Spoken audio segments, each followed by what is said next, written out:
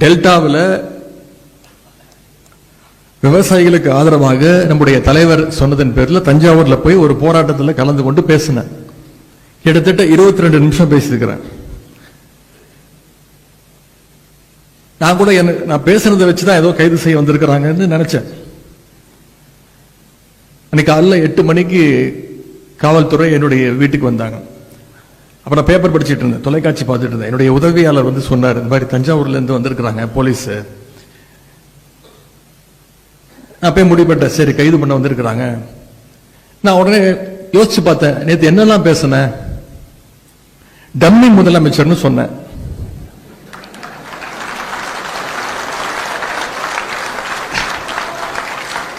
அதை ஒத்துக்கிட்டாங்க.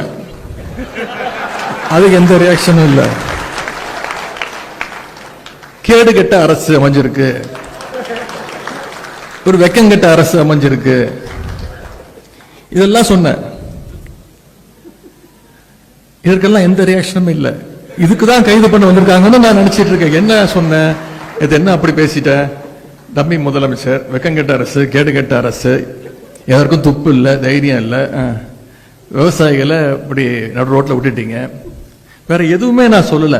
காவேரியில தண்ணி வரணும்னு சொன்னேன். இது எனக்கு தோணவே இல்லை.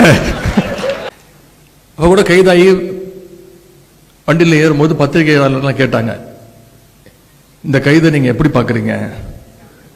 அவங்க நினைச்சுக்கிட்டாங்க இது பழி வாங்கும் போக்கு, நான் சும்மா ஓட மாட்டேன் அப்படி. நான் சொன்னேன், சிரிச்சுக்கிட்டே சொன்னேன், இது மிகப்பெரிய ஒரு காமெடி, மிகப்பெரிய நகைச்சுவையை இந்த அரசு நடத்தியிருக்கு. இல்ல சட்டமன்றம் கூட போகுது, 5ஆம் தேதியிலேருந்து சட்டமன்றம், உங்களை பேசுறதுக்கு நீங்க வர்றதுக்கு தடுக்கிறதுக்கு முயற்சி பண்றாங்களா? நான் சொன்னேன், அந்த அளவுக்கு இவங்களுக்கெல்லாம் மூளை கிடையாது. அப்படியே நாங்க கேள்வி கேட்டாலும் அவங்க அப்படியே பதில் சொல்லி கிழிச்சிட்டாங்க.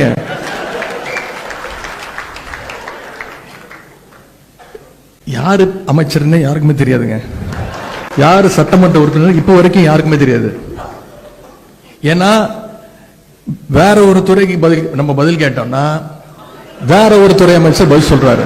ஒரு படத்துல வரும்ல, நாம ஒரு கேள்வி கேட்டா நம்மளே ஆச்சரியப்படுற அளவுக்கு ஒரு பதில் சொல்லுவான் பாருங்க அப்படிங்கிற மாதிரி. எங்களுக்கு மட்டும் இல்ல, இப்ப உட்கார்ந்து இருக்கிறாரு ஒரு டம்மி முதலமைச்சர், அவருக்கும் யார் அமைச்சர்னு தெரியாது, அவருக்கும் யாரு சட்டமன்ற உறுப்பினர் தெரியாது. அப்படிதான் இன்னைக்கு அந்த சட்டமன்றம் நடந்துட்டு இருக்கு. இன்னைக்கு தொலைக்காட்சியில் நீங்க அத்தனை பேரும் லைவ்ல பார்த்துட்டு இருக்கீங்க. பொதுவாக மற்ற இயக்கங்கள்லாம் ஒரு கைது விஷயம்னா ரொம்ப சீரியஸ் ஆயிடுவாங்க. ஆனா மிசா, எமர்ஜென்சி இதையெல்லாம் பார்த்த திராவிட முன்னேற்ற கழகத்துடைய கலைஞருடைய உடன்பிறப்புகள் இதற்கெல்லாம் நம்ம பயப்பட மாட்டோம். இந்த கைதுகள்லாம் ரொம்ப ஒரு சாதாரண மேட்டரா நம்ம எடுத்துட்டு போயிட்டோம். அதே மாதிரி சொல்லி அடிக்கிற மாதிரி தஞ்சாவூர் போறதுக்குள்ள என்னுடைய கைது நடவடிக்கையை நீதிமன்றம் மூலமாக ரத்து செய்ய வச்சதும் நீங்க தான்.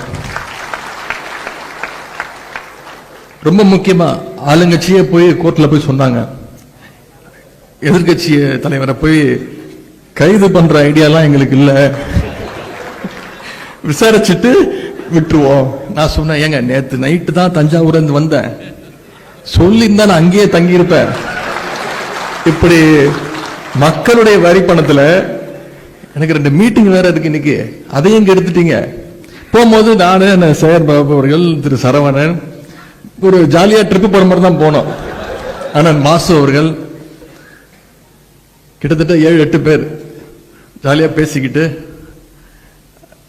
சொன்ன உங்ககிட்ட, இந்த மாதிரி ஒரு மக்கள் வரி பணத்துல ஒரு ரோட் ஷோ, அது போற வழியெல்லாம் நம்முடைய உடன்பிறப்புகள் அங்கங்கே என்னுடைய வழியை மறிச்சு கரெக்டா என்ன கொடுக்கணுமோ கொடுத்துட்டு இருந்தேன். காஃபி, டீ, ஜூஸ் எல்லாம் எங்களுக்கும் இல்லை, எங்க காவல்துறை அதிகாரிகளுக்கும் சேர்த்துதான்.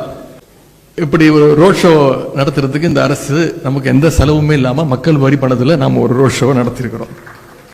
இந்த அரசுக்கு நாம இந்த இடத்துல ஒரு நன்றி சொல்லணும்.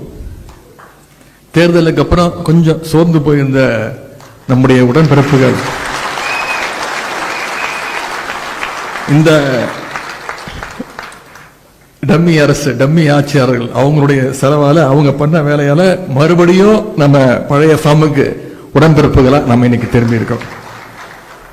இதையெல்லாம் நான் என்னோட பெருமைக்காக சொல்ல, வழக்கறிஞருடைய பெருமையாகத்தான் நான் இது அத்தனையும் இங்கே பதிய வைக்க விரும்புறேன்.